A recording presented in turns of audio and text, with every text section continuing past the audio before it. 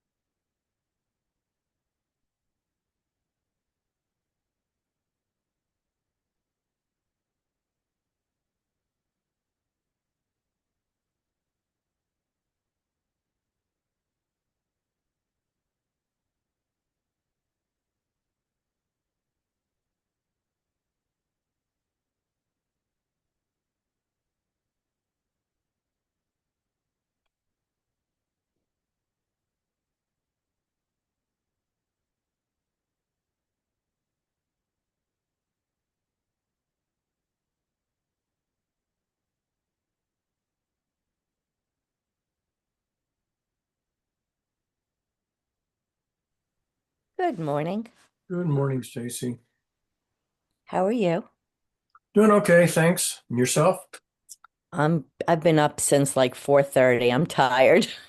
I'm taking a nap after this. Yeah. Yeah, I kind of slept in a spotty where there was a friends had a big to-do for their graduating son, and when I eat too much food, I don't sleep well. Oh, but at least you had something fun to go to. Yeah, that's true. Hello, Sam. Good morning, Stacey. I'm in this habit now of setting up the PC to record, but I don't like having to sit in one place. I like being able to wander around, as you might have noticed. So I'm on my phone here, and it's recording on the other device. And I'm on my way to make coffee since I just woke up barely before session time. Ugh. I understand. The only problem that you're using your phone has is that you're not able to see the hands. Yeah, occasionally that is the case, yes. So Hey, that gives me carte blanche to interrupt anytime I want. okay. Hey, Jack, good morning. Yo, All right. See, what coffee mug should I use today? How about this one? Yeah, here. The empty one.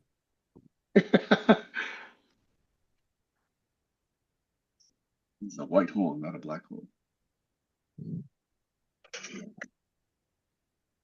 So I came with a question about culture and ethics in your world since I have no experience with that world. Okay, so I'm going Whose to talk, world? well, in the world where people use GitHub, let's say, Okay. All I'll right. put it like that. That's the best way to describe it. So I'm going Okay. to talk slow because I really want Barry to follow me because I want your opinion as well as Jack's and Sam's. What is the culturally, what's the etiquette? Let's say someone shares a Google Doc with you about your work. Now, if I want to then share it with somebody else, it's based on my work. Would I be expected to ask permission of that person first? Now, let me say I would ask permission for the person first because that's where I come from. That's my world. But I'm curious to know what the expectations would be. So you comment on somebody's work. Do they have permission to share that comment? so Jack, would you like to go first? in the case of a Google Doc, if it's public, it's already assumed it's able to be spread. It's not public. If it's not public, no, you have to ask. You can't spread it if it's not public. You can't. Well, Yeah. here's the thing. So the way I take keep notes or whatever is I take that Google Doc, I embed it in my Google Doc. So now if I shared my Google Doc, you would click on it and then be able to ask for permission to that person. So it would still be up to that person to give you the permission. Yeah, I have a zillion Google Docs, some of which have embedded links to private documents, and that's just the way it works. Okay, so let's say it wasn't a Google Doc. Let's say it's an email. Same thing. If the referenced item is not public, then you can't get it. No, no, no, that's not what I mean.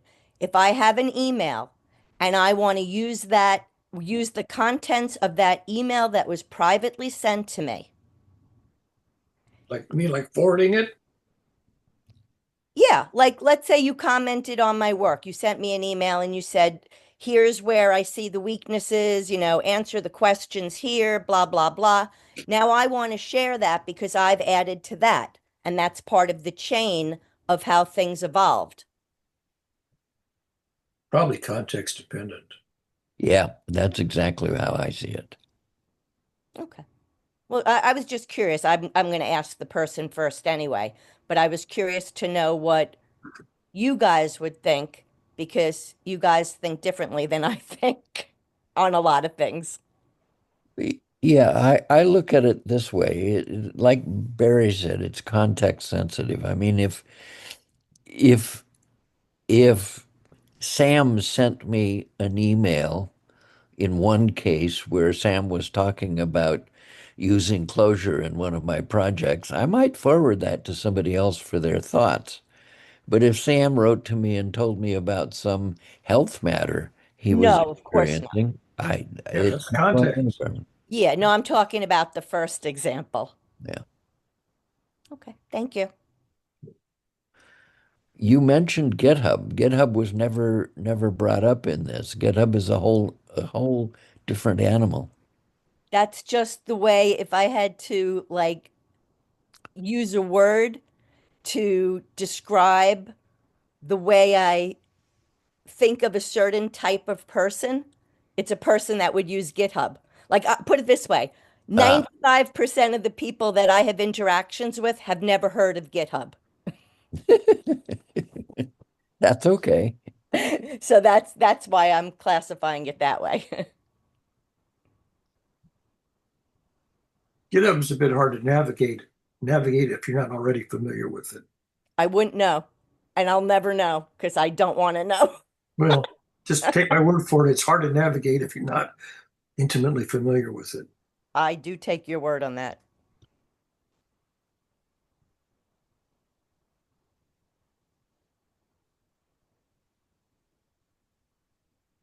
May I opine? Yes, please. Okay, so I did pick up immediately your first reference of GitHub. And my thought on that one is GitHub is really known as a place where open source projects are shared. So the thousands and thousands and thousands, actually probably hundreds of thousands of repositories now, repos, are open source, meaning they're open for other people to reference, to refine, to contribute to clone and make their own, do whatever, okay? Subject to the licenses under which that sharing is offered. So in that case, there's almost no question whatsoever that, if you see something, you can clone it or you can offer a change to it, and that's just part of the protocol. That's part of the culture. And then, those repositories, because they're open, those URLs can be shared openly with almost anyone. And I like that model because the source of every change is documented and tracked and attributed. And you can actually, understand exactly how the source or how that repo came to be in its current state, no matter how many contributors there are. So that's one way of answering the question is in that sharing model, sharing is just assumed. However, obviously there are cases where people don't want to do that and GitHub repos are private. And then as Jack said, it is context sensitive. People have to ask specific permission to clone it or to refine it or to change it or to copy it or to work with it, et cetera, et cetera. Okay. And those can be very, very restrictive. Because, of course, people's livelihood and people's income depend on it. Anyway, so those are the two ways I would respond in the GitHub context. Over. And by the way, my only motivation for wanting to do that in the first place is what you just said GitHub does, which is to be able to track how something evolved. That's like my Exactly. way of doing it. That's why in a collaboration world, if we really understand how things came to be or why someone thought something or why something looks the way it does, to track all of those changes to me adds a lot of value to that collaboration. Okay. You don't have to do it to collaborate, but for me, understanding that means that you can always go back to a previous point in time. And this is actually a term for it. It's called PIT. Okay. You can go back to a certain point in time and rebranch your repo from there. Say, oh, everything we did since then doesn't make sense. So let's go back to that PIT and let's go a different direction. And that's one of the really, really valuable things you can do with a well-managed collaboration. Over. I also see it as a great way to onboard, but Kayla, Perfect. you want to? Exactly. Exactly. Kayla. Because any newcomer can see Yes. exactly how this thing came to be. And let me just add, they can choose to go back as far as they want. They might not want to or need to go all the way back to the beginning, Right. or they might really want to. Like Right. somebody like me, I like to go back to the beginning. Yep. Yep.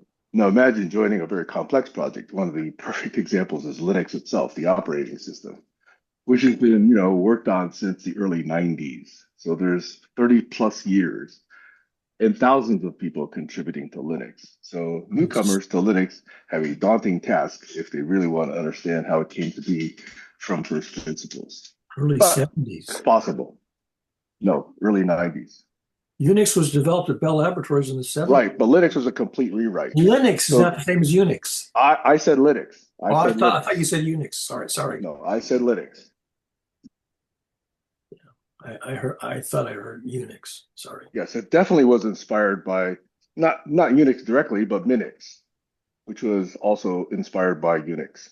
So there's a long derivation for Linux, but the source code started afresh in the early 90s. Yeah. And there was BSD Unix, which was a completely different coded And implementation. now we're off the topic. Now we're off the cultural question that Stacey asked about. Well, it's about copying an idea versus copying an implementation. You can copy Okay. an idea, but come up with another independent implementation. So is that like forking? No, that's different. Forking is where you take an existing one and make a modification that diverges from the original lineage. But you Wait, could think of it as virtual slow down. forking. Slow Basically. down for a second. Oh, go ahead, Sam. You're going to use You my can think of it as virtual forking. It's not using the actual source code, but it is using the inspiration, the idea. part Okay, of the perfect. model, the idea. Yes. Thank you. Yes. So in other words, what we really want in a DKR is virtual forking as well as literal forking. We want to be able to see where, let's say, somebody's ideas about emotional learning may not be used verbatim, but it's used as a reference. And that is a useful reference in subsequent later work. Yeah. And I don't really care about that. because I've been listening. So when you talk about imagine how hard it would be to come into Linux, and that's been going on for 30 years, I want to say to you, I don't really have to imagine. I walked into your internet community that was going on for 30 years, and it took me 8 years to figure out what the hell's going on that I finally think I have a handle. So to me, that's analogous. Stacey, I love that you brought up that point. If I may respond to that, there are domains of knowledge and discipline and teaching where that is still true, even away from technology. And again, I'm going to cite a martial arts analogy. There are some places, Budo, the art of martial art, is rampant with these examples. If you think of a school for sumo wrestlers, You know the sumo wrestlers, when they first commit to learning sumo, do not immediately start learning sumo techniques. They spend years sweeping the floor, cooking, taking out the trash, making tea. And after 4 or 5 years, if they've proven that they have actually, kind of consumed the culture and, learned the priorities and understood, how people act in that culture, then the master says, okay, come to the class tomorrow. Or they say, please leave. You're not a, student for our school. So sumo and other martial arts actually build that into their culture. So I'm actually interested that you actually brought that up. Well, I mean, I don't think anybody here has done that. I don't think anybody, or at least, intentionally, you may feel that that's the case, but no one's done that intentionally. But in martial arts, that has been done very explicitly over. I just want to say one more thing and then we should stop volleying. But the first time I heard Doug Engelbart's name mentioned, what struck me and what resonated with me is that he believed that everything should be recorded. That was the biggest draw for me because Yep. I want to be able to go and view everything. I don't want somebody telling me what happened in a call. And early on in GCC, what really bothered me, particularly with Colin or Josh, is when they went into breakout rooms and they didn't record the call and Hmm. it wasn't going to be recorded because they didn't have a way to do it. I wanted to be in the room with certain people and I was not invited because they said, oh, well, it doesn't affect you. And I was like, Hmm. who the hell are they to tell me what information I want to be able to view? Yep. Yep. Stacey, that's very interesting because I've never heard you say explicitly that one single point before, that that was the draw that you had to Engelbart's ideas. You've never asked That's okay. What was Doug Engelbart's favorite color? I mean, there's a lot of questions I could ask about, you know. So I think that's a non sequitur, actually. me. I don't. All right. What was your single biggest draw to talking to Jack? What, what was the biggest? He was kind enough to comment without me, like when I didn't think that he would even be interested in taking the time to even look at anything I did. That was the biggest draw.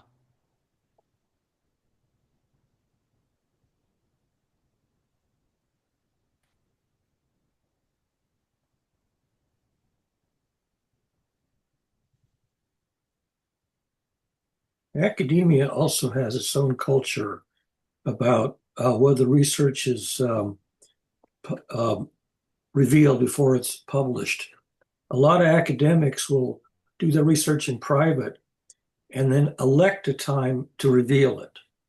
And that's so if they're collaborating, the collaborators will collaborate in private until such time as they feel they have something that's going to hold up to peer review, and then they'll go ahead and publish it. At that point, then anybody can comment on it, but not while it's still, you know, in the works.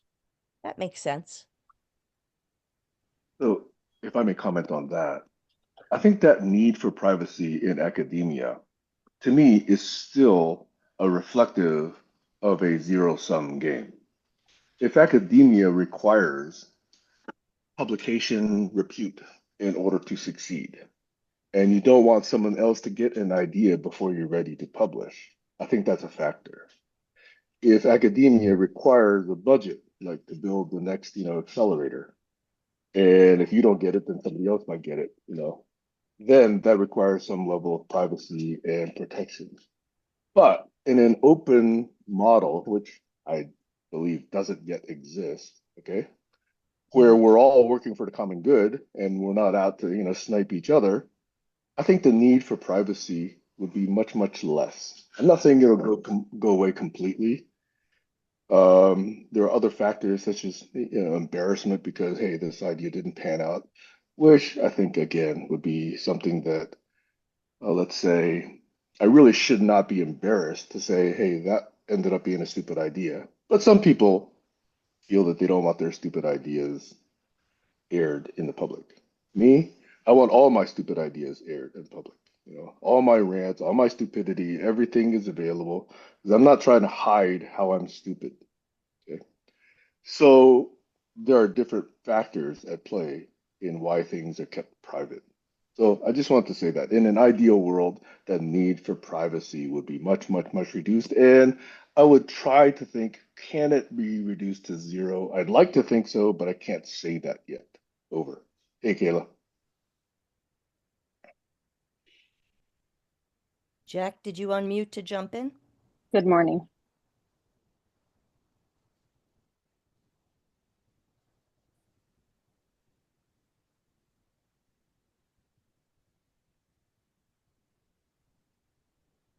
Tick, tick, tick. Um, Word click. I was busy looking up the name of a book that was written by a New York Times reporter who embedded herself for a couple of years in the research labs that had spun out of MIT that discovered the proto-oncogene. It's a really good book. It's a great read. But in that book, she uncovered the musings of a number of academics who lamented that many researchers would withhold their information until they had locked in a Nobel Prize, and that that was counterproductive to the way science should be done. Yeah.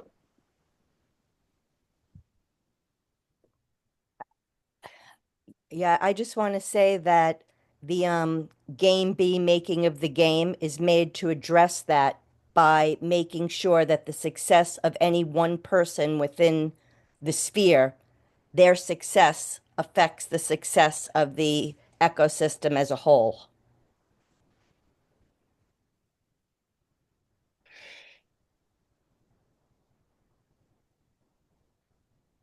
Another genre where it's just the opposite is the gaming culture. No spoilers. Don't give me the answer. I want to have the pleasure of discovering it, even if I'm not the first. Yeah. That's But slightly it doesn't different, though. stop anybody else. It doesn't stop anybody else from Exactly. discovering it. Well, That's right. absolutely. The whole point is if you do discover it, you're obliged to not disclose it in a Right. venue where you're spoiling the joy of discovery for the other players. Right. That's an unusual opposite kind of culture. When I first came out of the Sierra foothills and took a job in IT, it was for a basically a Class B bank called the Money Store in Sacramento. And I quickly discovered that there were departmental fiefdoms. One of them was the DBA, the database administrator. We had to work with his database, but God was he crazy.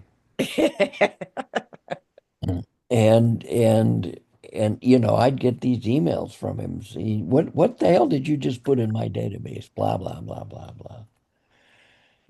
I eventually went to work for SRI, which was Stanford Research Institute, in the lab that Doug Engelbart built. He, of course, was long gone, although he would show up from time to time and they'd give him a visitor's pass and let him come in and so forth. But there, every department in SRI was there to help you, every one of them. Even the DBA would come and say, let's work together, that kind of thing. Um, Completely different uh, set of worldviews. And one of the things that caused that, and this may be key to collaborology, I don't know, is that if you're in Stanford, you're a professor in Stanford, the professor across the hall and you are competing for the same scarce resource, funding, grad students. Whereas in SRI, they were these are some of these are ex-professors all working together for one scarce resource, which was the enterprise's ability to be funded.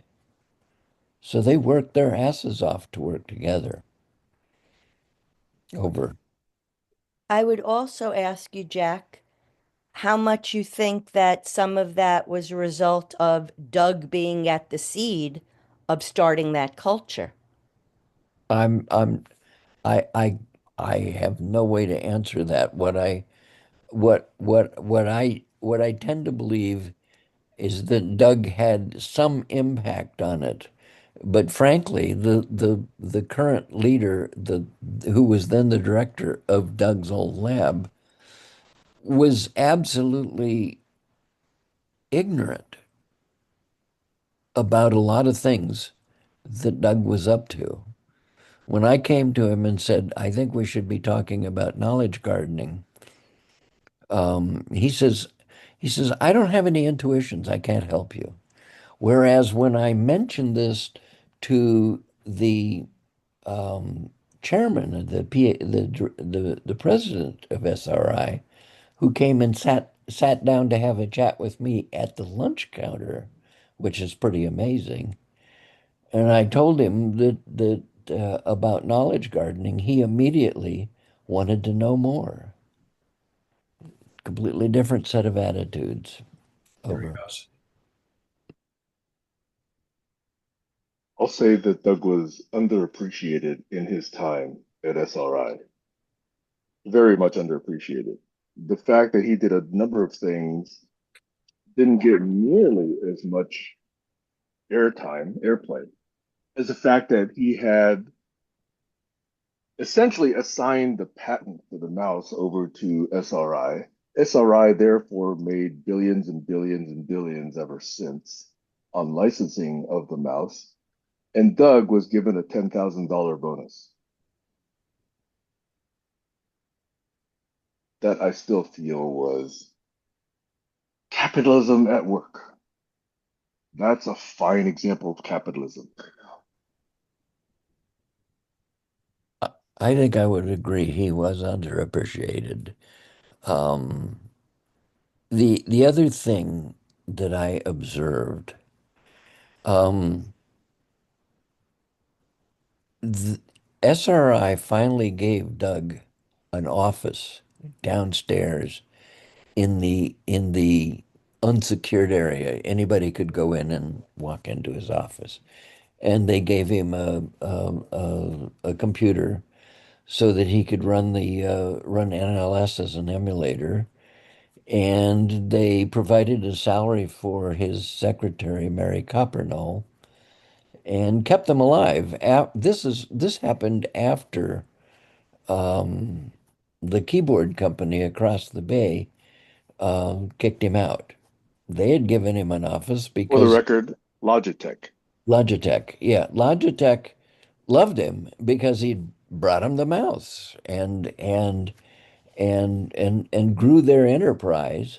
And eventually they got tired of him, and so he and Mary were exiled. And SRI, Kurt Carlson stepped in and said, "Oh, come on over here. We'll give you a place." And they did, and that was really nice. But he was only there if he wanted to come up to his old lab. He had to apply for a visitor's badge and have an escort come and bring him in. And that's what I occasionally did was I was sent down to the front desk to escort the great man himself in. Tell you another story. We had Doug in one evening for a lecture, and as we went out, um, Doug asked me to take a picture of him standing by his photograph in the hall, in downstairs in the building that he had helped create. And a guard came running up and said, "No, you're not. You can't take pictures." And I looked at the guard and I said, "Would you look at the picture and then look at this man?" And he said, "Oh," and he walked away and let me take the picture. And this was a guard that had no idea who the guy was. Um, I think Sam is right. Doug was truly underappreciated, although I think that Kurt Carlson was especially kind to him. I would say But be like Kurt. yeah, Kurt, in fact, even went to Doug's memorial when Doug passed away in 2013, and he Yes, spoke. yes, And Jack, I don't know if you spoke. You I probably did. did. I did, but I And did yeah, later in the day after you had finished. okay. Yes. Yeah, so there are a number of people who appreciated Doug, uh, FOD, Friends of Doug, but I still today think that even though those who put together lists of the top people in computer science or top people in, high tech, Doug usually is on that list, but he's a very unknown name to most people on that list. Right. Jobs is going to be on that list, Gates is going to be on that list, et cetera, et cetera. But Doug's name is going to be somewhere down in 20s or, high teens. And unfortunately, most people don't know who that is. But however, they hold this device in their hand pretty much every goddamn day. Sorry for the expletive. And they don't know where it came from. And they don't know that this was a device intended to help people collaborate, not to help you be personally more productive, although that was a byproduct. It was so that we together could be more effective. And that piece has been way underappreciated and way under influential over. So I got one more story about SRI, the mouse. When I first went to work for SRI, I was required to spend a day with basically what became known as the RSS Nazi, the repetitive stress syndrome Nazi. Um, and her mission was to tell us not to use the mouse. And it was because of the number of RSS injuries that had occurred from people, the way they misuse the mouse. And so this whole there's this whole science about exactly how you sit, what level the table is, what level the keyboard is, um, and what level your view screen is. Technically speaking, when you're using a keyboard and a mouse, your arms are supposed to be level. But most people are sitting in a lower seat or they're sitting in a chair with arms on it and their elbows are on the arms and they're doing this. And that tends to cause RSS. Now, unfortunately for me today with essential tremor, I have to sit in one of those zero G chairs with arms on it in order to steady my arms. But I don't have a mouse. I got a trackpad on my Macintosh. Over. Is more than one mouse called mice? I've been wondering about that. I think in the geekdom, if you said mouses, no one would argue.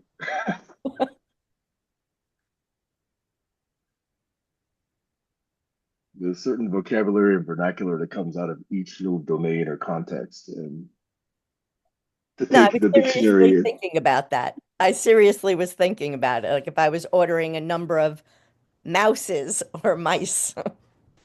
this is in a restaurant, I presume. No, let's say you were planning a classroom and you needed parts. By the way, the point that Jack made about repetitive stress syndrome, look, anything that provides a new technology where you have to learn a new skill and that requires you or your body to do something that it never did before, is going to introduce a certain level of stress to it. Okay. So I think it's true of anything. If you use, let's say, let's call it a rat. Let's suppose it was a mouse that was designed for your foot. Okay. If that had taken off, you would have had some kind of RSS with that device. Okay. So, Uh, Same thing. We have Jack and I have glasses on. Okay. That has certain stress on my body. Like, for example, if you take a look at above my ears, there are grooves above my ears. My glasses have been sitting for 50 plus years. Okay. And they're really, really deep. So anyway, I could say, well, geez, I should never have worn glasses. No, you got to balance the pros and cons over.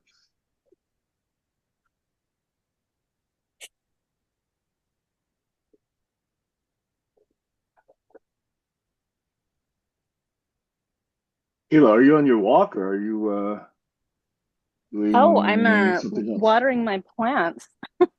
Ah, So now that I have time, I'm going to be doing stuff like watering my plants once a week. I mean, I hadn't probably watered them consistently for, gosh, I don't even know. So I'm doing this new thing where I'm trying not to kill my plants and see what they actually like end up blooming into. So this is like a privilege for me. It's really nice. what's Maxwell doing at the moment? He's sleeping. Ah, I've also been well, cooking for myself and, you know, sitting in restaurants by myself, always taking the dogs on walks, just little things here and there that you take for granted when you're so busy that your health starts to decline.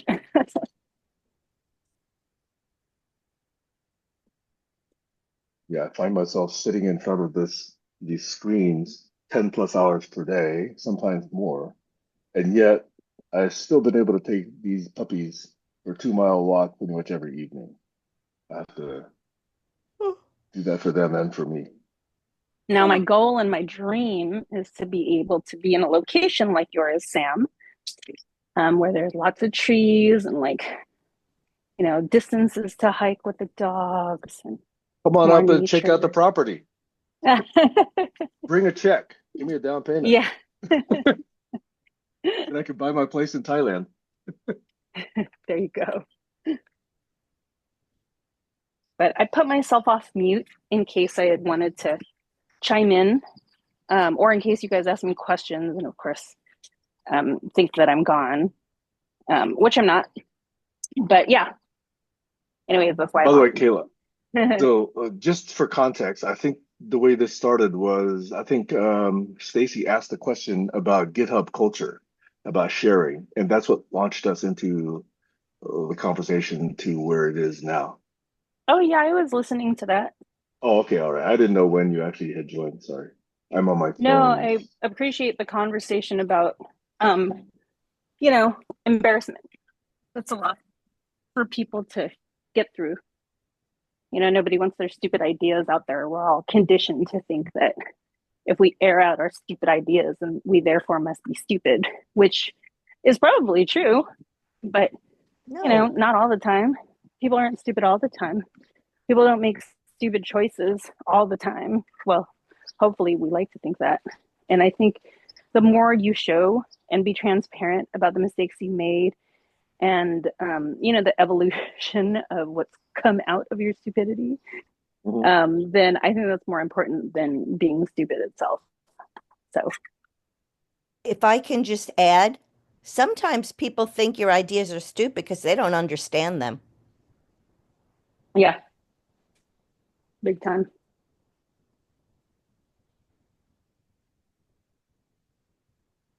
Maybe I could mention, I think I have 3 or 4 stalkers who jump on every opportunity to point out how something I say is stupid on Facebook. I actually still appreciate that. because I give serious consideration to every single one of those. I don't necessarily respond to every single one, but I do seriously consider. Do they give a reason? Sometimes not, sometimes yes. If they give a reason, I appreciate it. Usually not. Usually there's a ah ha ha, you're a hypocrite, Right. and they leave it at But that's that. where you're supposed to say, how am I a hypocrite? Well, I do that up to a point, and some of these people have been doing it for so long that I've not found that to be fruitful in the past. So sometimes I don't do that anymore. I just let them do what they do. Entertaining becomes But a I form don't of unblock entertainment. them. I don't unfriend them, because I don't think that's a productive way to handle feedback. I love it. The last post I made in the cesspool group that I talk about, I started it by saying, because it's so entertaining, can someone please justify this? Or I don't remember what word I used, but, and I put, it was a video that came up in my memories from 2018, which was, what was his name? Shep Smith? The decent guy that used to be on Fox. Shepard Smith, I think his name was. Hmm. And Judge Napolitano, and they were pointing out all of Trump's lies in real time while he was still on the Fox network. And Judge Hmm. Napolitano, very respected far right wing libertarian type. So, of course, I had a ton of people, not one answering the question, but mocking me in some way, which was just great because at the I was able to point out to anybody looking. So not one of you have been able to justify this, and then they go into, well, what about, but it's almost like a playground. Like that's the one time I live out my guilty pleasure, which is mocking stupid people. And I get that from Barry Court because you have convinced me that the most effective way to take down a dictator or stupid people is through mockery. So I don't do it to people that don't deserve it. When they're nice, like I'm very playful with my humor, but when they deserve it, it's very fun for me to unleash my comedic side. I enjoy it greatly. Well, you know what they say, like even bad marketing is still marketing, That's right. you know? Attention whores love attention, yes. Yeah, you could turn it But Stacey, around. you triggered me a little bit. Sorry, Kayla. I gotta Okay, go admit, for I'm triggered. By by what? Evidently, I have to up my mocking game of Trump and Republicans because I'm not yet recognized as having done so. You recognize Barry, but not me. So I have to up No, that no, no. game. That's not. No, no, no. You misunderstood.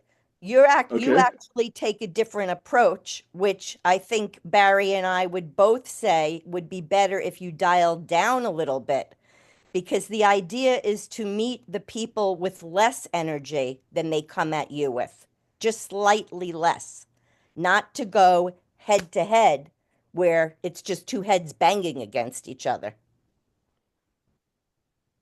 Yeah. Yeah. Jack's Okay. hand is up. Interesting. And Barry, I hope I didn't speak out of turn for you. Please, if I say anything and I'm wrong, please jump in. I'm kind of inured to being trolled. Jack. So just a comment. I found the book. Actually, Gemini found the book. Natural Obsessions: The Search for the Oncogene by Natalie Angier. Um, it's an amazing read. Also, I put a link uh, in the chat room to a the Guardian thing about a an American Indian whose parents were physicians brought over when we needed physicians, who spent 8 years traveling the country, talking to both sides of the polarized situations. And it has some, basically it's a promo for the book that this author wrote. But the stories in there are very telling. Hmm. Kayla, if you're on a cell phone and can't see the text, the chat room, just go to theguardian.com and you'll find it. And my suggestion when you're using the Guardian is open the pages in a private browser so they don't count the number of times you've visited. That works. Over. Thank Because you. of a paywall, you mean? No, they're not a paywall, Why but don't you want them to count is what I want to know. they will always raise this is not a paywall banner that covers the page until you close it, and it desperately is pleading you to fund them, and I think Sam Oh, funds them, and I expect to fund them. But what I don't like is when they say you've already read 13 pages, God damn it, so how about sending us some money? Blah blah blah. I don't like that. okay. Thank you. There are precious few places that actually do a reasonably good job of staying balanced and factual and objective. But I do try and support the ones that I can support. Guardian is fairly broad spectrum, but it does feel fairly heavily left leaning. You know, surprisingly, one of the places that I find I consult more and more, way more than I did decades ago, is Al Jazeera. I go there. You know, way back in the 80s when we first found out about them, I thought they were far right and, anti-US. No, they're not. They're not. I have another question. Can anybody identify who said this quote? Theory without experience is fantasy. Experience without theory is blind. It sounds like Einstein, but I think one of the words is wrong. The initials would be CS.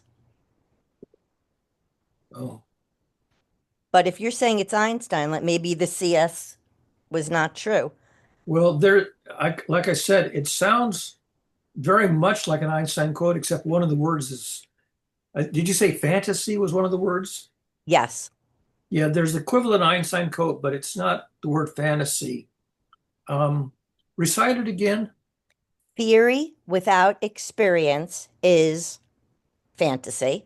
Experience without theory is blind.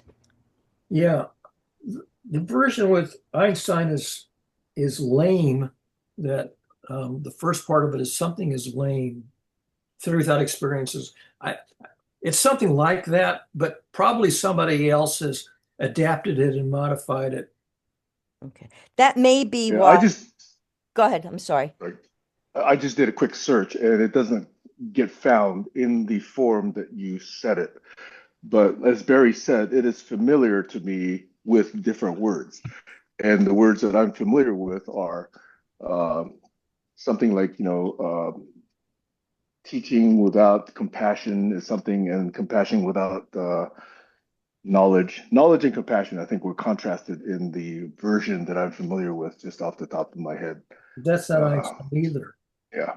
Can I be honest with you and give you some insight into my mind? I took this off of these old notes that I found. I may have Hmm. used initials because I blended two quotes together. I Hmm. don't really remember, but that's a possibility. Hmm. You're muted, Jack. You're still muted.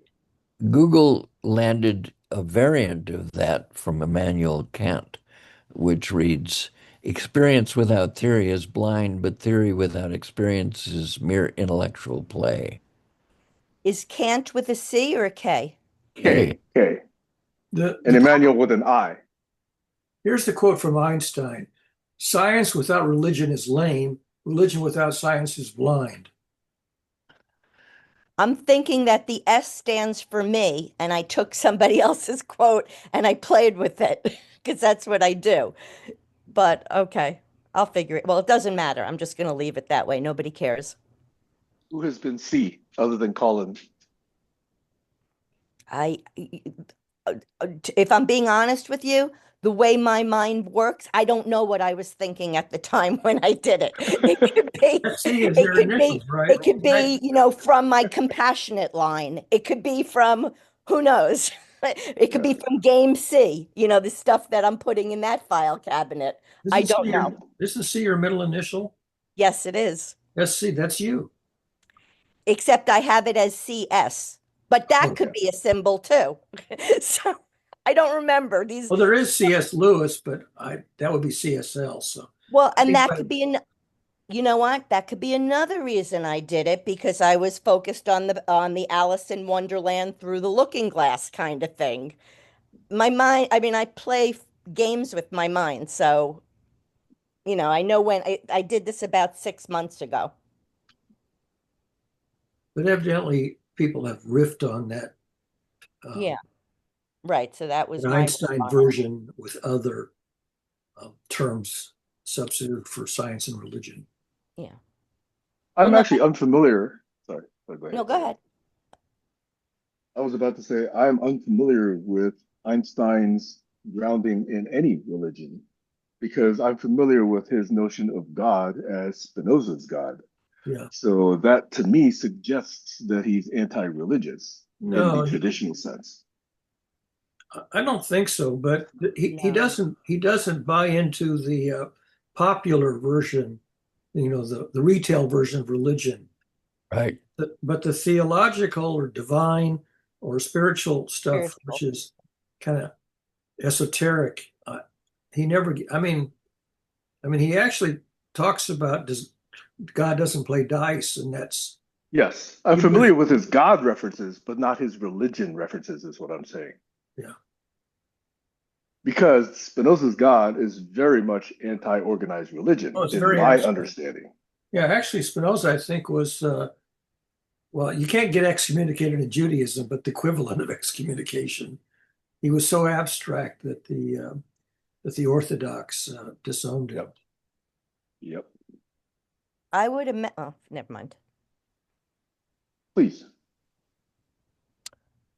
I was just going to say that I would imagine that Einstein's beliefs about the creation of the universe or how things work were more in line with like theoretical physics as mine are. Like that's how I feel I connect with him. That's why I connect with him. There's also the Carl Sagan definition: cosmos is all that is or ever was or ever will be, and that is or ever was or ever will be is the literal translation of the Hebrew name of the deity of Moses. CS might be Carl Sagan. Could be. Good. Excellent. Good. Yeah. Thank you. Yeah. Yay! And to Mystery that solved. extent, that God, Spinoza's God, Sagan's God, Einstein's God, I align with. Yes, me too. But I don't need to call it God. God is just another term for, and it's not even the best term for that. Good orderly direction. Okay. Yeah.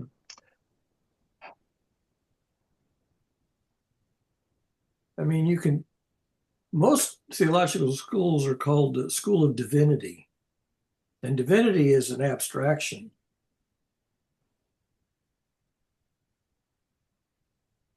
I mean, there are religions that don't have deities. In Buddhism, the process of enlightenment is the equivalent of the deity, and the Tao, the way, you know, is the equivalent in Taoism.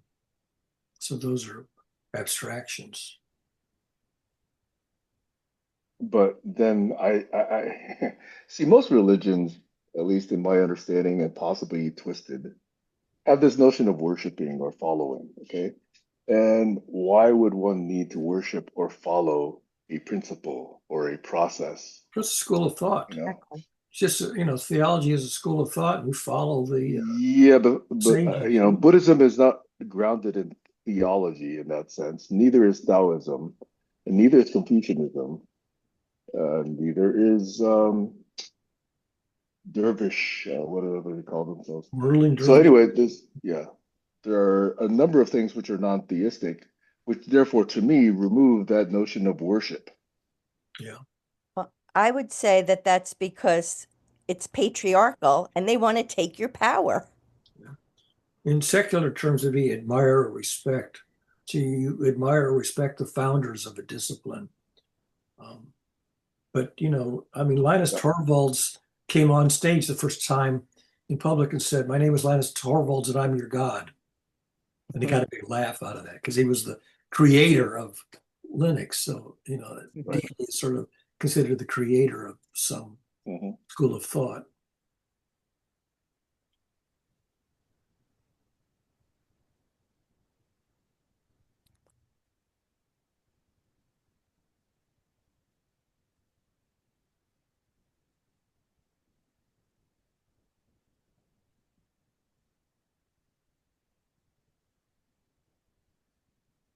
I shall be leaving around the top of the hour. Okay. Is there anything you came here wanting to say? No, I come here mostly to listen. If you get me started, I tend to hog the place, and I don't like doing that.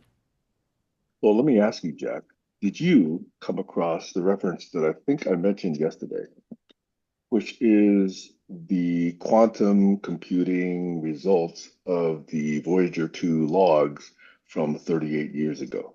Did not.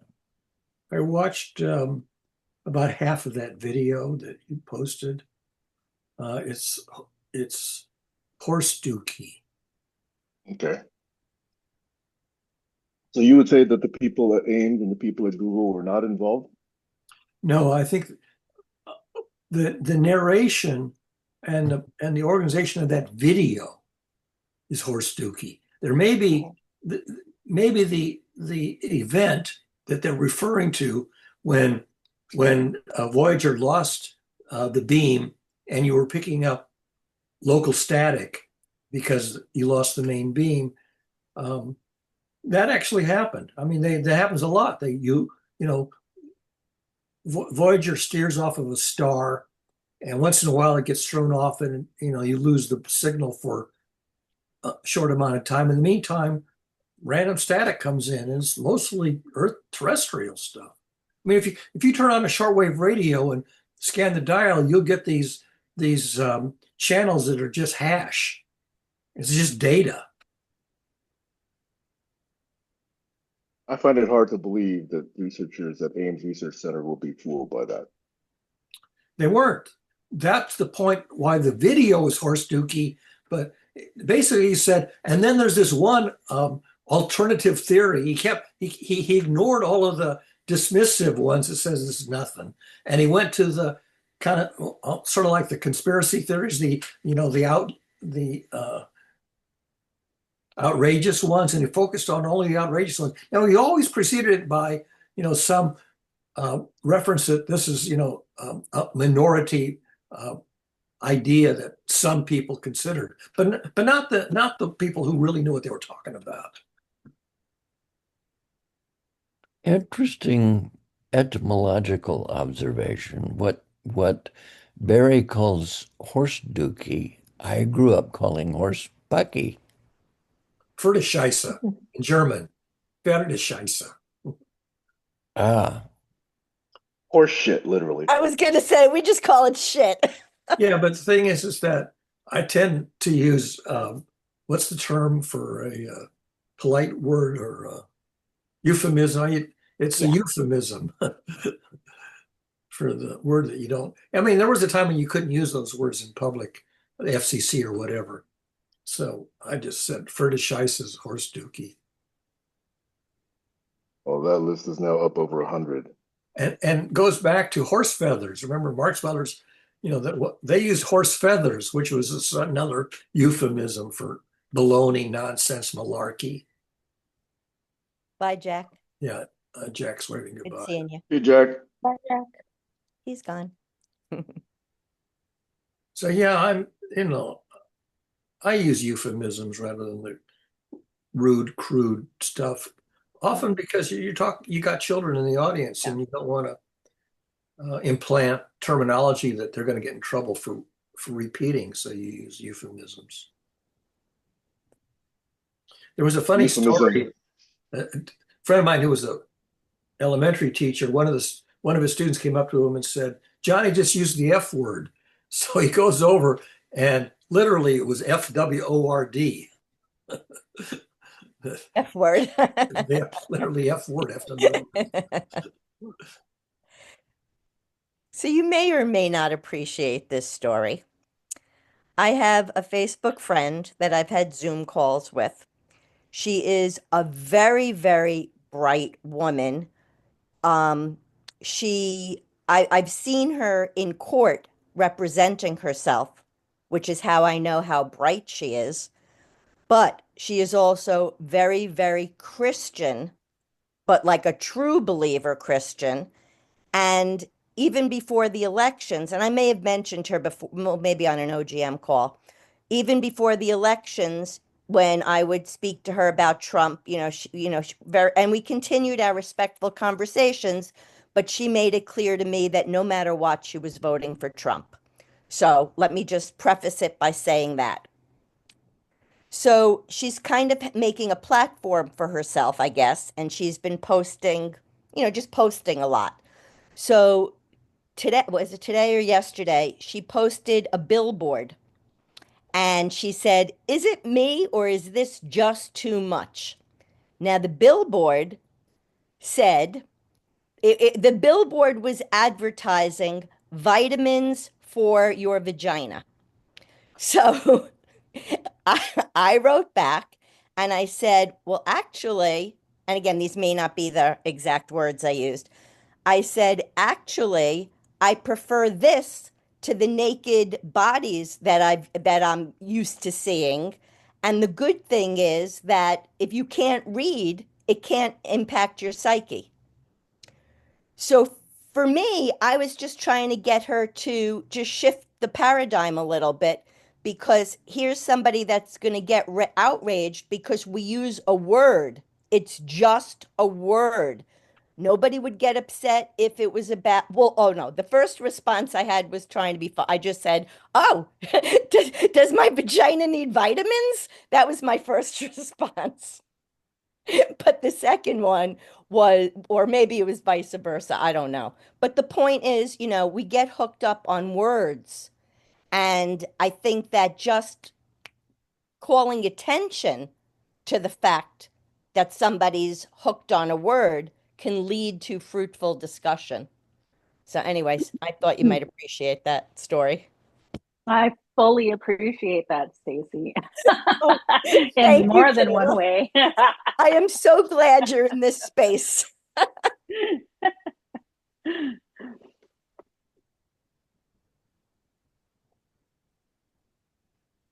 Yeah, we still have an even split, male and female here. Are you assuming I'm a man?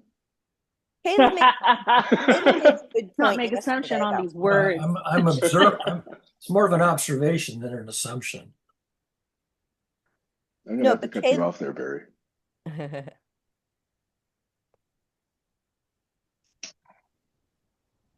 Sorry, Stacey. I cut you off.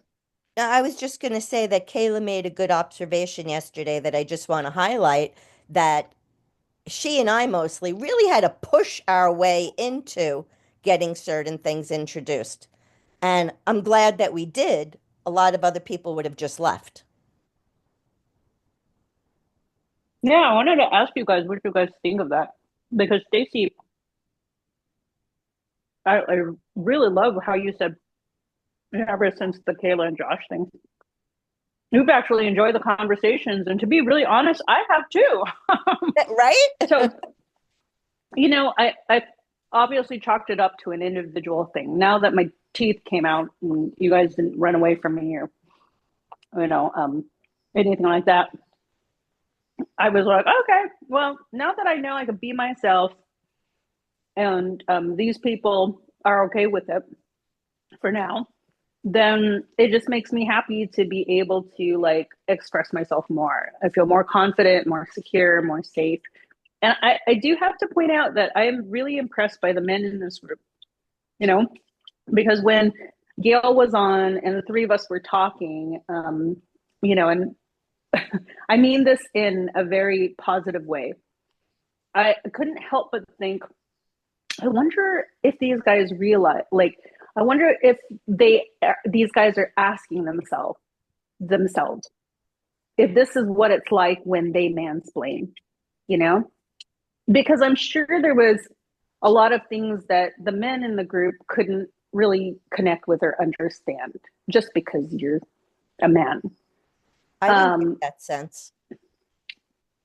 well, I don't know if I'm explaining myself, but I No, I know what often you mean. self-reflect, and sometimes when the guys go off on something, like technology, I don't roll my eyes, or if you guys go off and say something, the part of me is like, wow, this is like such mansplaining. But I was wondering if you guys felt that way about us, but in a positive way, like, oh, okay, this might be a peek into what it's like to be on the other side, being the only woman in the group and hearing a bunch of dudes go off. That was what I was thinking. But it's a passing, fleeting thought, and I figured I'd bring it up since it was on my mind. Well, I'll let Sam answer, but I just want to make my prediction. I don't think that was the case because I believe that the intention from the start was to leave that space for us. So, but let's hear Yeah. what Sam has to say. Maybe two things. When Gail participated, as I mentioned before, she did say she was very surprised at how the three women, she, Kayla, Stacey, were able to say what was on their mind, and she in particular, what was on her mind, and for it to actually be received by men. That is a new experience for her. And so she very much enjoyed that conversation. Mhm. However, she reminded me of an incident where she did come maybe a year or two before and tried to join. She was off camera. And in response to something that was said, she made a comment, and she was immediately met with a comment from Josh saying, "Oh, is that an Asian thing?" or something like that. Now, she is not Asian, but it was clearly a reference to what he thought she was. And maybe that was an assumption based on the fact that I appear Asian. You So do? she actually was shut down. She felt, so number one, that had nothing to do with what she said. Number two, it was a racial reference. Number three, it wasn't, a welcoming kind of statement. And she said, "Sam, how come you didn't speak up at that point?" And I do feel a certain guilt for having let that go and not having addressed it in the moment. So I don't want to explain why I did or why I didn't, but I don't feel that way anymore. When things do come up, as it did a few weeks ago, I wanted to speak up then and not just let that slide. So that's an example of some of the past experience, past behavior of mine that's on the record. And hopefully there's kind of an evolution from then till now. Yeah. And that's also on the record. And so I'm just acknowledging that hopefully I've evolved a little bit since then. Over.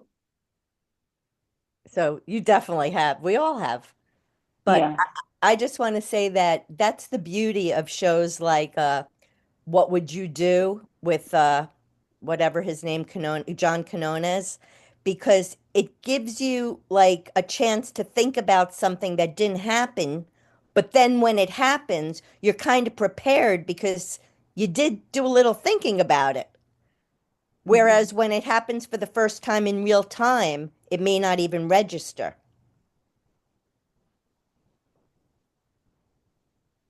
And yeah, Sorry, go ahead. I was thinking, how do you guys like now that you have more feedback from me and Stacey, but Stacey is really good about speaking up. I only speak up occasionally and have a third woman in the room. I'm assuming that that must have been cool for you guys too. Yeah. Does it happen often? I'm making my own assumptions, but I'd love to hear it from either you or Barry and Barry. Are you often in spaces where there is equal genders and both are contributing to the conversation? And how does that feel for you? It's, well, being an engineer, it's pretty rare. Bell Laboratories are very few women on the technical staff. Although we tried very hard and succeeded in recruiting some women, but they were always a minority.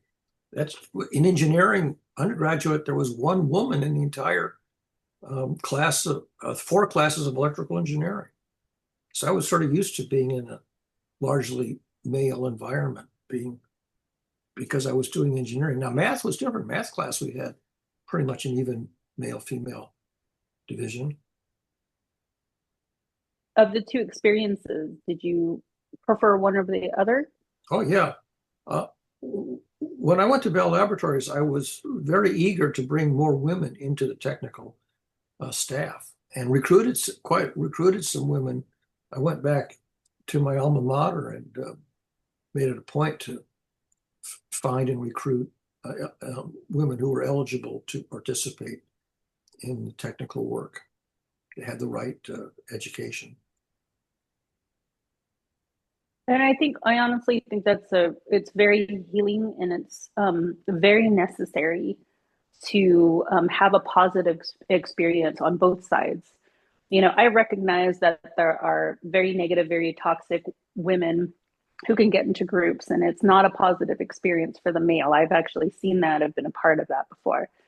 And I'm hoping that this space in particular that Sam has created has made you guys look at our interactions and say, hey, this is a positive experience. I want more of this. There were more women. I remember when I first joined, there was Tyra and Tira and 1 or 2 other females who were there briefly before they. Tammy. Who was it? Tammy. No, Tammy was gone before I came. Laura. Lauren. Remember her? Lauren. Oh, I loved her. So Barry, you just reminded me, I had a question to ask you. Yeah. Do you think that Rosalind Picard would ever meet with us to be like interviewed, sort of? I doubt it. She's extremely busy. In fact, they're off to Spain for their holiday with the son who just graduated. She's extremely busy. I don't. Now if you go on YouTube and put in her name, you can find lots and lots of presentations where she was the presenter or the host of a presenter. Maybe I'll try that first. And you'll find is that the content is very well organized and focused and very well presented. She's done, I think, 3 or 4 TED Talks. Okay, I'll look there first then. So, and other people in her group have done TED Talks, but yeah, I would be embarrassed to bring her here because it's a very small audience. And No, I didn't really mean here. I meant I would put together a panel of people and then invite her. Like I would want Jack there, I would want Sam there, I would want you there, and maybe a couple of other. Interestingly enough, the one place where she's often invited as a panel are organized on the debate between science and theology. She's frequently, if you go on YouTube, you'll see quite a bit, or maybe they don't always get recorded, but she's been on a panel with, who's the British guy who's the atheist? Russell Brand? No. More famous. Russell Brand was just in the news for some sexism. For the record, he's also been indicted for sexual assault. That's what I was just going to say. He was just recently. I forget. I'm trying to remember now. The British guy who's like Sam. He's anti-religion. Are you talking about Hitchens, Christopher Hitchens, No, but it's or Dawkins? Dawkins. Dawkins? I Yeah. think she has been on a panel with Dawkins at least once recently, and maybe more than once in the past. Unfortunately, he basically declines to allow them to videotape. So whenever he's on the panel, you have to be there in person. They're not taped. I asked her about the one because she went to Austin, Texas for one, and I said, "Well, will it be streamed or taped?" She says, "No, Dawkins doesn't permit that." Okay. Sam, your hand's up. I was going to answer a couple of questions from several minutes ago, if that's okay. And add a Okay. comment about the incident where Gail says, she was just repelled by the response that she got. In the moment, as I reflect on it, I thought that was basically a dig at me. And so by not taking it personally, it didn't really affect me. However, I didn't think that it was going to affect Gail that way. Mm. And only when she brought it up, did I said, yeah, I should have been thinking about how it affected her and not just said, oh, well, that's just Josh, not let it affect me. So I have to be more sensitive to those kinds of secondary and blast area radius effects of things, even though I don't, get affected by it at all. So that's thought number one. Thought number two about whether I'm in forums with equal numbers of women. I find that it's rare. Let me give you one example. Here on the island, I joined, I forget what it's called. It's kind of like a collection of businesses that all try to help each other and refer business to each other. I forget what that's called. Is it Better Business Bureau? It's not really Better Business Bureau. It's not a rating system, but it's basically just a business referral network. And Yeah, they I know meet what you're every, talking about. yeah. B2B? So that Yeah, it's what? business to business, BTB. Yeah, I don't think it's using exactly that terminology, but I think it's consistent. Chamber, Hopefully, Chamber of Commerce. yes, that's right. Chamber of Commerce. That's right. Oh, okay. That's what they call themselves. Okay.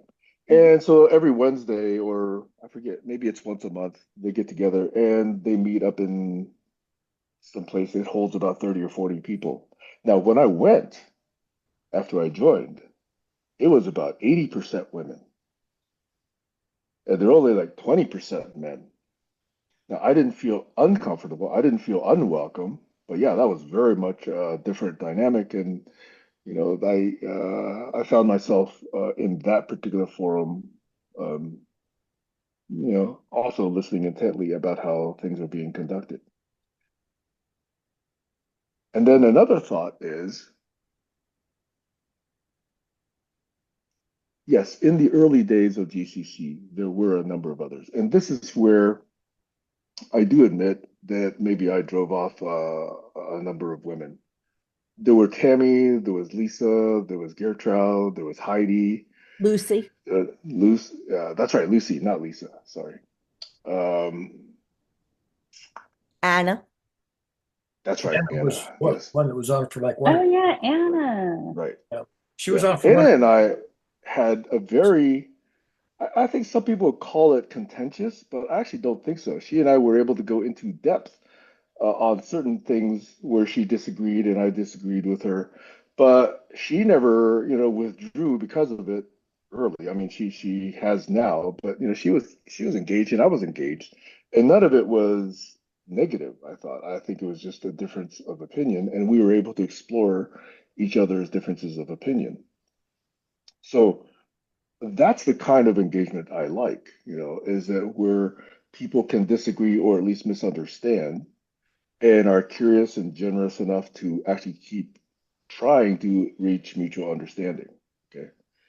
So I find it unfortunate that because of a misunderstanding or a misinterpretation, one would just withdraw.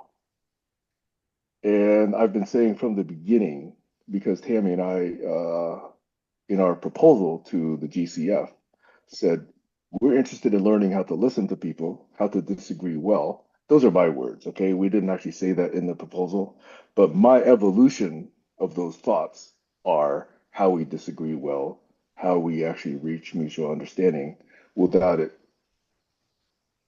escalating to conflict.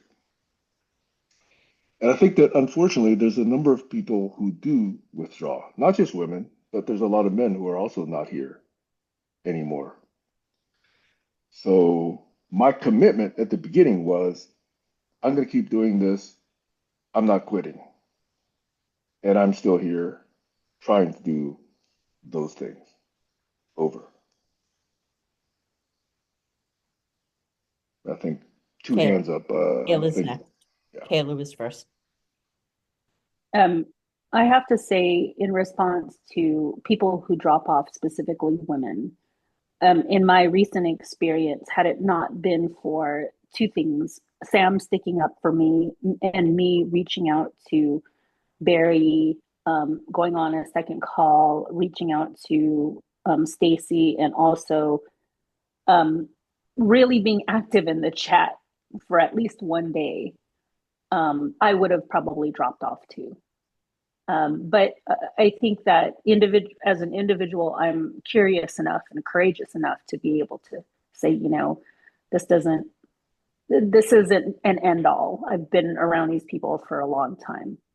So I just want to say that. And you can't take back the past, but you can only do better in the future. Another thing that I've been thinking about lately, I've been following the Diddy trials, and it's absolutely horrifying and disgusting.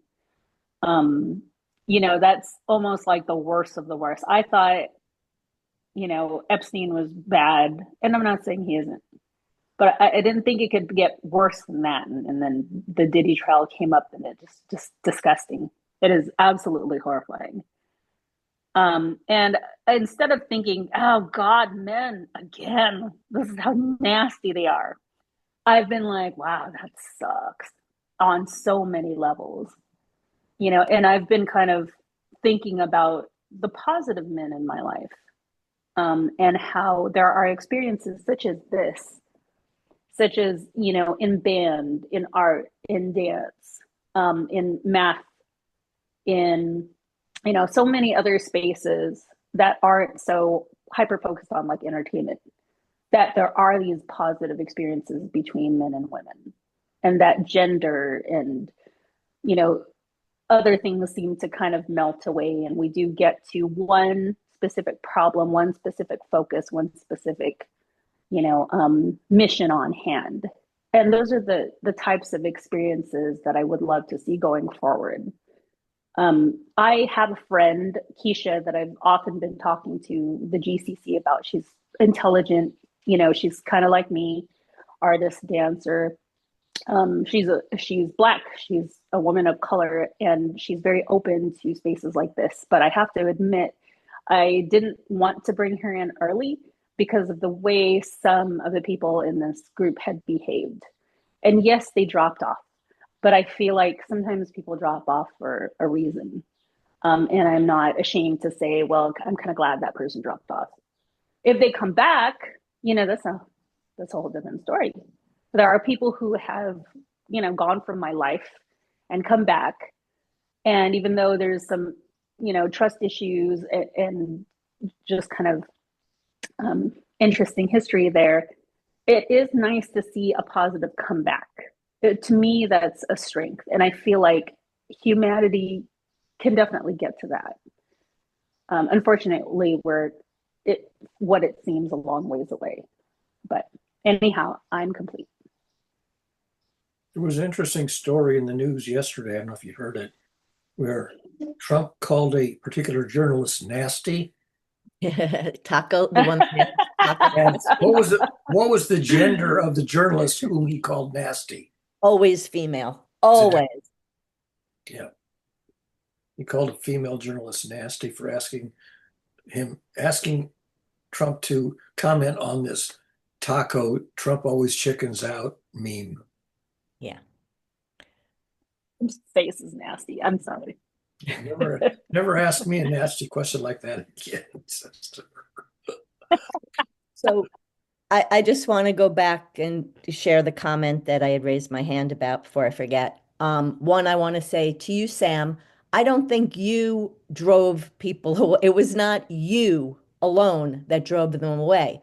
It was the entirety of that group and all of these energies together that felt like mansplaining, or the metaphor came out about being forced to eat a sandwich when you only wanted a bite. It was that kind of, it wasn't just you alone.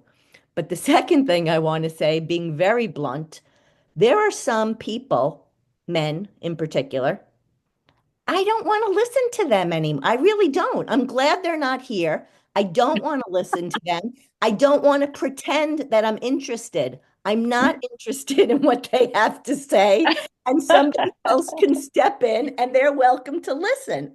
I'm at a point in my life, I'm done pretending and I'm done pushing my boundaries to accommodate somebody else's.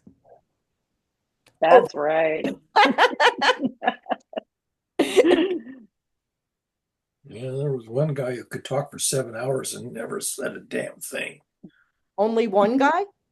Well, there's one in particular who could literally talk for 7 hours and not say a damn thing. He had stamina. One person with that much stamina.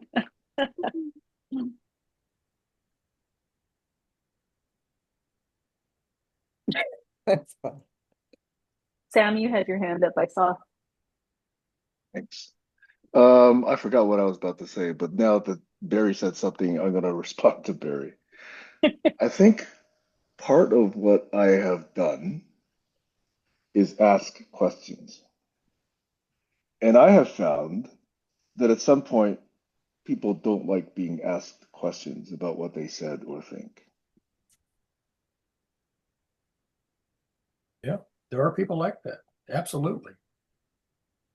People who are full of horse dookie don't like to be asked questions to explain themselves. I do it because I want to understand. I do it because I want to reach that mutual understanding. But some people think that's just too much. They don't want to keep talking about what they said or what they think. Over. Yeah. I think that the key to a good conversation is being able to frame the question in a way that both the speaker and the listener are able to touch on subject matter that's interesting to both of them. So, in other words, by reframing the question differently and giving the person an opportunity to expand where they feel like they're responding to genuine curiosity, you might get a different result than when the question's framed a different way, it might feel like they're being asked to defend their position. That's what I've personally experienced. If And you some, ask me the right question, then it's going to be a beautiful thing. Sorry, Barry, go ahead. and sometimes there simply is no common ground to be found. That happens, and it's not commonplace, but it does happen. There's And just no that's a good common ground. signal. And that's a good signal to know. Yeah. And once you figure out there's no common ground, then you're wasting your time trying to bridge an unfathomable, unspannable chasm. That's what I'm looking for. Unbridgeable chasm.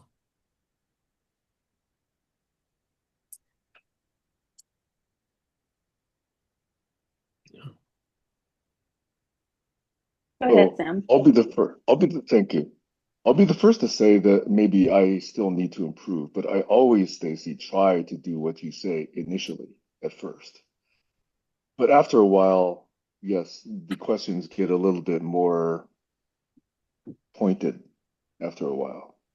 But I do try and do it very gently, very openly, very generously to begin with, or at least as well as I know how. And then it, proceeds from there. And the reason it would proceed from there is because I don't get a response or I don't feel that the point was made. So anyway, that was just my own personal experience with trying to understand others. Over. I would like to make a guess and have you confirm or deny. Hmm. I suspect that in your past, the women in your life have told you that there's something in your voice and the volume or the intensity of the way you speak that makes them think you're coming from a certain place. Is that true? Only one person has said that, and that's been recently, and that's been Gail. But no one else has talked about the volume of my voice. I relate to Gail's feelings and the way she processes things, because that's what I pick up. Other than the incident with Josh, you're saying it happened way before then, right? Oh yeah, I'm saying in general, there are certain what's the word? There's certain dynamics in certain relationships where just the tone of voice is triggering to the listener. So like, let me give you a different example. I once had a good male friend make an observation about me that I hadn't been aware of. And what he recognized is that there was something in me that if somebody disagreed, I took that as rejection and abandonment. That wasn't true, but that was something that was somewhere down deep that I was responding to. So he was astute enough, though, to recognize that and to work to neutralize that, like grounding me first and then telling me what the issue was. But a lot of people respond to criticism like that. It's not just me. I'm sharing with you my feelings, but whether they're conscious of it or not, a lot of people have a response to feeling like they're criticized, even if they're not being criticized. I get that. Yes, I see that a lot. Parents used to use the term constructive criticism, which superficially sounds like an oxymoron, that it's very subtle. And I don't know that I ever really mastered the art of what my parents had in mind when they said constructive criticism. I think constructive criticism is what a director gives when he's dealing with actors. Yeah. Or dancers. Yeah. And so, Kayla, you had made a reference before about dancing and music, and that's probably the strongest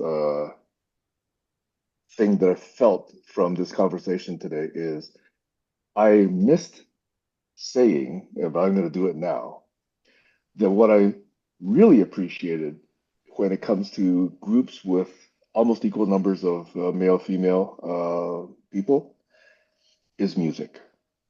When I was in orchestra, when I was playing chamber music, when I was teaching kids, number of, male, female, very, very balanced. And if it wasn't, it didn't matter. Because the opinions about, hey, do we do it this way? Do we do it that way? How about bringing that voice out? How about slowing down over here? Those are all valid musical ideas. And they came from, men, women, boys, girls. It didn't really matter.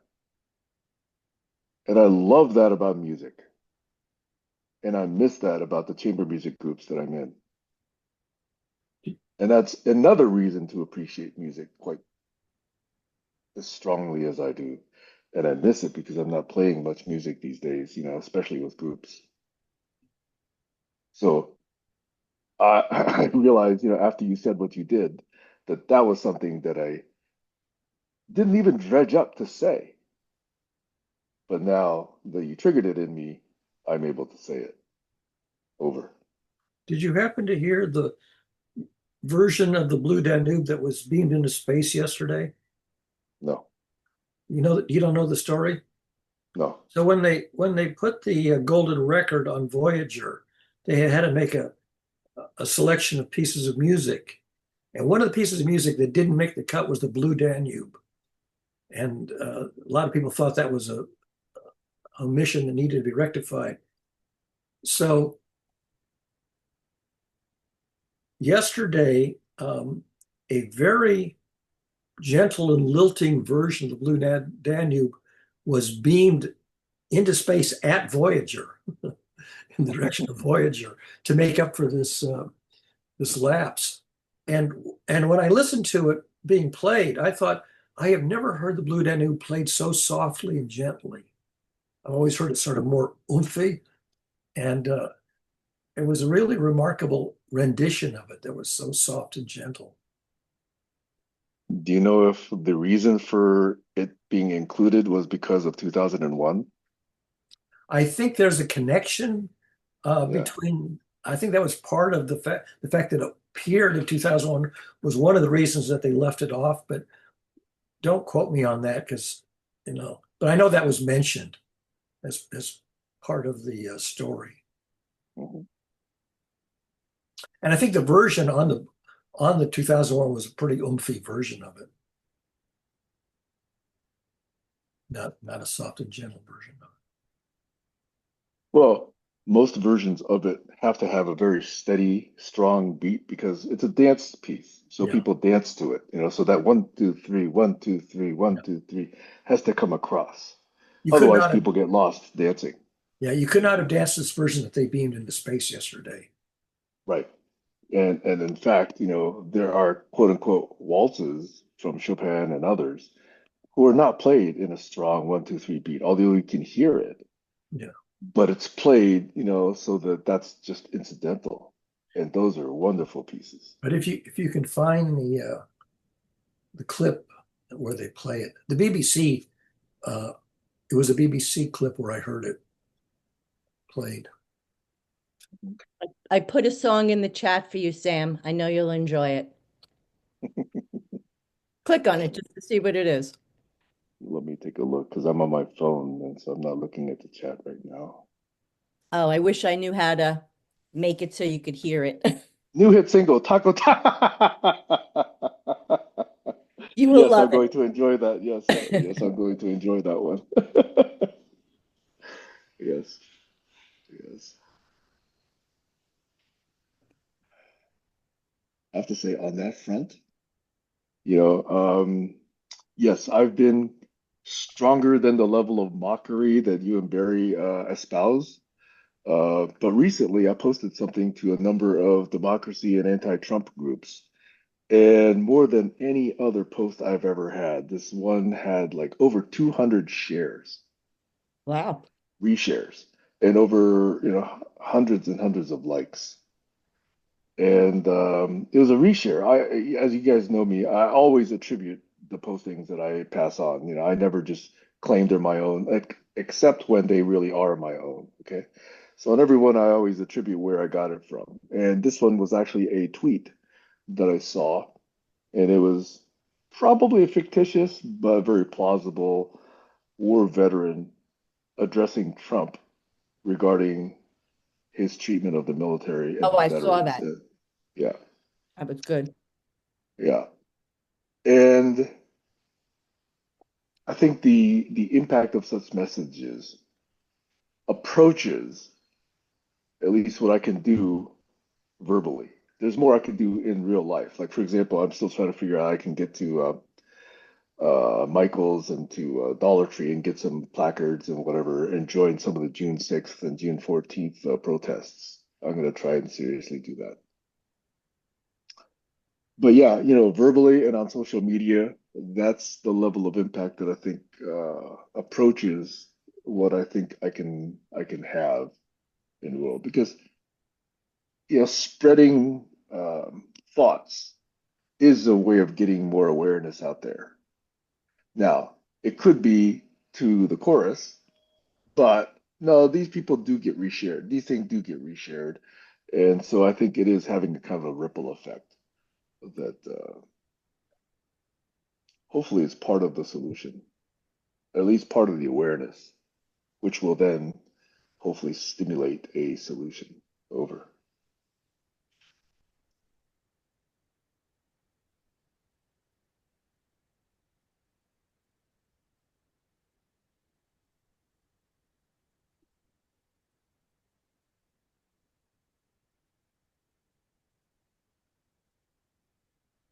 And for the record, when I look at guys like Colbert, I used to like Colbert as a political commentator. I think as a comedian and probably kowtowing to his bosses, he pulls his punches now. I much prefer Kimmel lately. Kimmel at least doesn't seem to pull his punches as much. But Colbert gets just far enough and then, says something that's stupidly funny but loses the political punch of what he was trying to say. John, what's Stewart. his last name? No, Stewart. not Stewart. The other guy, Oliver. Oh, I Oliver love does a him. good job. They're both great. Okay. Stewart also, I think, is less impactful than he could be. He also pulls his punches, in my opinion. Yeah, I don't see Stewart and Colbert the same. I agree with you 100% on Colbert. Mhm. I think in Jon Stewart's case, he's just a little bit more balanced. Yeah, Oh, Max was almost on a Kimmel show. We were so close. yeah. He was put on a veil for a Kimmel show. I was like, oh my God, Ah. I know. I was so mad when it fell through. I'm like, ooh, mommy's gonna get a selfie. By the way, Gail Oh. reminded me that Kimmel had been on the Man Show, which I didn't watch. Okay, so she didn't like him from that. She thought that he was part of the, misogynistic Man Show culture. And so I actually didn't know that. I didn't remember that. Uh, but I think, lately, she's been more appreciative of the stuff that he's been saying regarding the current administration. Although, surprisingly, YouTube has dialed down his appearance in my stream. So I think they're trying to Are you control what I subscribed? see. Are you subscribed? Yes, I am. Huh, Yeah. interesting. And by the way, when I go back to some of the old posts I have from years back, Yeah. YouTube doesn't let me share some of it. And I don't understand why. There's a My lot more that I would reshare if they had just let me.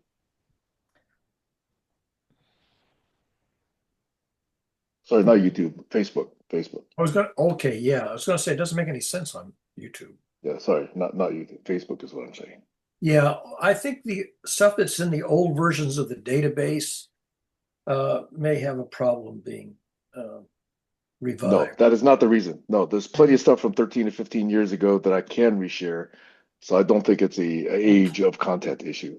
No, Uh, I think it has to do with a lot of stuff being removed as being flagged as like conspiracy theory or things like oh, that. that could be. Yeah, I In don't. fairness, some of it was. In fairness, some of it was. It was what I call truthy. But Well, there's still a actually, lot what of it that Colbert is and being Stewart allowed. called truthiness. Yeah, plausible horse dookie. In a sense, jokes are like that. Mhm. Jokes are funny because they're not an accurate, they're not factual, but they're funny because of dev, the degree to which they deviate from the facts in a clever way. But they But have to have an element of truth in it. exactly. Element of truth, but Yes. but the element but you don't just express the element of truth straight away. You um, perturb it in a way that's in a sense unfair, but jocular. Yeah. Well, the point is that if you weren't able to recognize the grain of truth within it, it would not appear to be funny. Right. And for the record, I have to say again, I think comedians are some of the most intelligent people on the planet. They are. Oh, yeah. They have to understand issues, they have to understand people, they have to understand timing, just so much they have to get right in order to really have an impact. It's Okay. So I really respect them. the art of comedy. So that's a perfect segue into another topic that I haven't really expressed fully. But so I have a lot of friends who are comedians or comedy writers or stand up, whatever. I've had conversations with different people, some I'm not friends with anymore. And my focus is really on the media, the whole entertainment business in general, because there are a lot of slimy people in that business. Yeah. And I have had personal conversations with at least a couple of male comedians who have found them, and actors too, actually, now that I think of another one, who have had success and found themselves around friends, then have taken a fall and recognized that no one was there and looked to reinvent themselves. And my statement was, you lay down with you lay down with dogs, you get fleas, don't do that again. And their response to me was, you can't make it in this business otherwise. And I always keep that in the back of my mind because you know me. I am very strong. I don't care. I'll go down with the ship. I'm not compromising myself to be with unethical people. It's an art Within to the be. entertainment industry, there's tons of them that we Hmm. gotta weed them out. Like we gotta Yeah. start something brand new where they don't have that influence. And as It's I just a lot of money. Well, so as I'm watching the rise of independent media, let's say the Midas Touch is a perfect example. Because I remember early on, and I know you have the thumbs, and they are good and they do a service. I prefer the people on their network to them in particular. One of the things I noticed early on, there was a little, in my opinion, sexism popping up. And I noticed it when there was a podcaster who's no longer on their network. She's moved to her own. And I think she made the right choice. Her name is Jessica Denson. And she was the woman that had worked for the Trump campaign and wound up suing the campaign to enable the breaking of NDEs. She saw what was going on. She took it on and she has a podcast called Lights On with Jessica Denson. She's a conservative woman. She's a Christian woman. I think she's awesome. I love her. She left the network because of certain differences that they had. But I remember her first being introduced because I was watching the Midas Touch before anybody like knew what it was. I That was one thing I actually gave money to, even though I didn't have money to give. It was so important to me. But I remember just watching his mannerisms because that's what I tend to do, and his body language. And I was thinking, he doesn't even realize this guy. Like, there was just something about him. One in particular, one of the three brothers in particular. They all have a different energy to them. But the main guy, the one who served as Colin Kaepernick's attorney, he's got that sexism going through him. Not that he necessarily wants to, but he has it. The other thing he does, which bothers me, he can become too opinionated. And I don't want that either. I want to listen to, like, I like the way John Oliver tells the news. Like, you know where he stands, but he's not like beating you down with his opinions. Or who is a good news? I'm trying to think who was Shepard Smith was a good news person. He was on Fox. I want a news person that I'm not going to necessarily be able to tell where he stands by the way he reports the story. And the brothers are not that. And they will sometimes use hyperbole that I don't want to hear because it's sort of like the boy who cried wolf.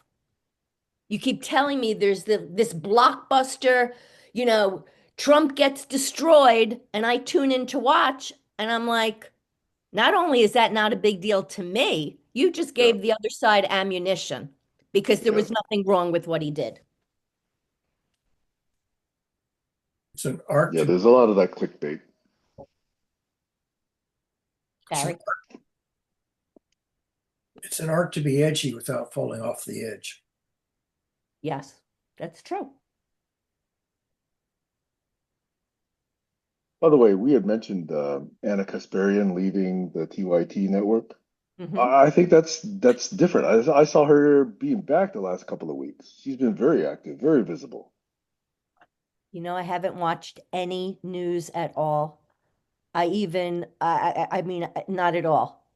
Like I'll hear, like you mentioned, Elon Musk getting punched in the eye. I'll see, keywords like ketamine, drugs. No surprise to me. That's all I need to know for what I'm doing in Facebook. Like I don't need to know anything that I haven't already accumulated from 2016. Like even the thing I shared was a post I made in 2018, which was more relevant than anything that I could find now.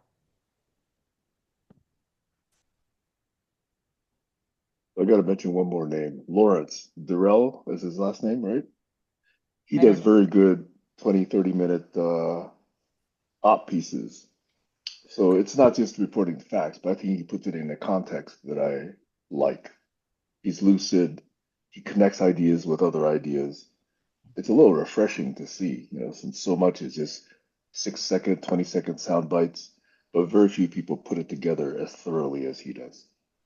There's a few people that are good, but I don't know their names. Because like I'll see the video and I'll listen and I'll like it, but I don't necessarily know what their name is. There's one woman, she's something permaculture, and she does these short videos. I like her a lot. She's almost like a civilian journalist, and I appreciate that, especially because I'm not on TikTok or things like that. So it's nice to have these people bring me the TikTok, like they Yeah. bring it to me. By the way, I have seen Jessica Stinson in about three or four different things the last month or two, and I've liked what she's presented, especially the people that she brings on. Her Christian, Republican, right-leaning things didn't come across very strongly, so I wasn't aware that she was ex-right wing. Be- Uh, You know why, Sam? Because mhm, she is a true Christian. And when she saw things that were wrong, she stood up at her own peril. What they put her mhm, through in the court system, you should listen to her story. So imagine being this single lone woman with not a lot of money and how they used the courts and the threats of financial ruin. mhm. Now, to the Midas brothers, Midas's credit, I do believe that they helped, and other people on the network, I think, and I think that's how they all got together initially, which was really nice, having lawyers there to Mhm. answer questions. Yeah. In their network, I really like Michael Popak. Yeah, me He too. seems good. I like him. Uh, And his the woman that does a show with him too, I can't Agnofilo. I can't think of her first name right now. She worked in the Manhattan DA's office. I think she was the second in command. So that was really great during all the New York trials. We got a lot of insight there. I was really kept up to date. Then I watched, like, my eyes were glued. I put in Facebook Messenger to you a link that I wanted you to go to where there was this gentleman. He's got a big following. He actually I met him years ago through somebody that Lauren and Charles and Johnny would all knew.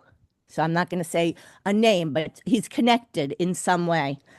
And actually during COVID, I had a one-on-one with him because he was like doing a screening of me, an energetic screening to tell me whether or not I had a virus inside of me. That's just the backstory. So here's somebody, he's an older man. I don't want it, I shouldn't be, I'm not going to say that part. Anyway, he put up a post, which I'm sorry you didn't go to, and I still urge you to go and look at it, where he's trying to push back on anti Trump people, saying that, like we're off kilter, basically. And he wants to have a conversation. So I'm telling him that I disagree and that it's not even a question of what's happening within the system. It's more about who is leading it. So the first thing he does is tell me, I wish you would consult a psychic and see what kind of a read they get. To which I responded, why are you assuming I'm not psychic? That was my first response to him. But then we continue to go on, keep talking a little bit because we do have a good rapport. We've had these run ins head to head with each other. For me, it's always about I'm speaking up because I feel like he's abusing his power in a way that I want to call his attention to.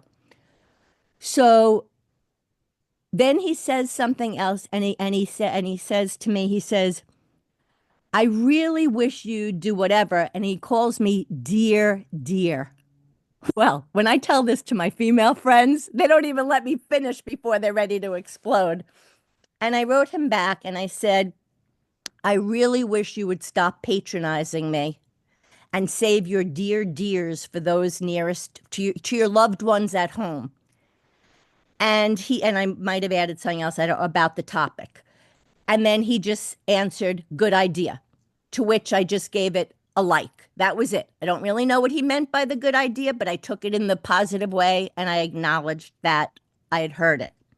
Then, I don't know if it was hours later or the next day, he brought something else and showed it to, and tagged me to look at it.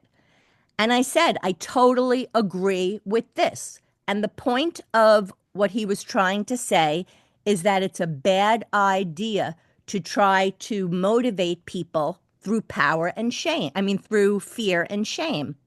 And my response to him was, I agree. I don't want people motivated by fear and shame, but I want my leaders to have some. And that was it. So I'm sharing it because, first of all, it was a little bit triggering, wouldn't be the right, well, maybe. It was a little bit disturbing to my system to have to publicly go head to head with this man with tons of followers. He had an esteemed career in the military before he developed psychic abilities. So, like, on all ends, I felt a little bit intimidated, but I felt it was really, really necessary because, I mean, he had a couple of people speak up. They were right from the Q farm. And I need to speak up against that. And, most of the people there were also like, they were telling him they were so disappointed to see how radicalized he's become. But I don't like when people try to use their psychic abilities or their proficiency in any energy reading to be able to say, well, I know better than you. Because that's a bunch of shit.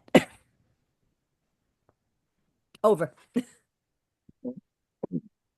Well, if the guy's really open to presenting his views, either apologizing for Trump or representing the right, I'll engage. No, so That's something I'd do. he's totally open. But and where he's coming from is something I do understand. He's speaking to the point that our system, as it stood, needed to be destroyed for the greater good, which a lot of people on the left share those feelings. I was trying to bring out the problem is who is being trusted to do these things. So it's great that we have, a computerized system for certain things. That's going to help that can help in many ways. But in the wrong hands, it's terrifying. Yeah, And he wasn't acknowledging that. yeah. So that's why I Margaret, tagged you because I thought you actually could have and would enjoy that kind of a conversation where you're focused more on the structural pieces to it. when was the tag? I don't recall this being recent. It's in mine and yours private Facebook Messenger, so it Oh, won't be hard to okay, find it all. I didn't okay, tag you. I sent it to you. I didn't want to like publicly make it look like, oh, I'm calling Sam to help me out here. okay. I'll take a look. All right. Because if he really is open to engaging, I will do so. I absolutely think he's open to engaging. I wouldn't he really is a decent guy. Um, well, I think, but just like other male cult leaders, like they think they're doing things to protect those around them. There's like, if we weren't recording, I would give some names that he was connected to, but I'll save that for another time. Well, if it's on the record, do you know whether he voted for Trump or not? I don't even know if he voted. I mean, I don't know. I have no clue. I don't think he would vote for Trump. He'd be somebody that would like vote for Kennedy Arg, or Tulsi. arg. Exactly. So you're saying definitely not Kamala. I'm not saying definitely. I Okay. don't I really don't know. I could tell you he's definitely not a racist. I could Okay. tell you he's definitely not stupid. I could tell Okay. you he's probably radicalized against the government, having worked for them and seen things during wartime that colored, a lot of how he thinks. But I think he's reasonable. And I think he's coming from a place of love. Okay. I also used to work within the government, so I have seen some things from inside as well. Yeah. But the government is a big place. Exactly. Anyway, I am going to go. I see Kayla already left. Barry looks like he's falling asleep. Yep. And I'll see you next week. Okay. So Bye-bye. Barry, unless Thank you have you. anything else, bye for now.